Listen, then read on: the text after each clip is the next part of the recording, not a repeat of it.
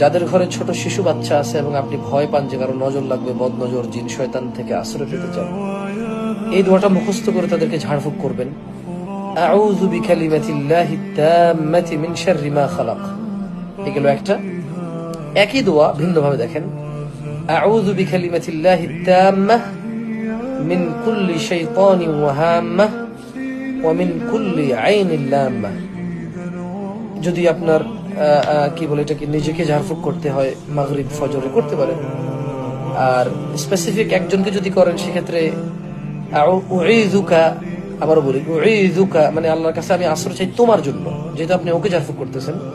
উঈযুকা বিকালিমাতিল্লাহি তাম্মাহ মিন কুল্লি শাইতানিন ওয়া হাম্মাহ ওয়া মিন কুল্লি আইনিন লাম্মাহ, অথবা আউযু বিকালিমাতিল্লাহি তাম্মাতি মিন শাররি মা খালাক।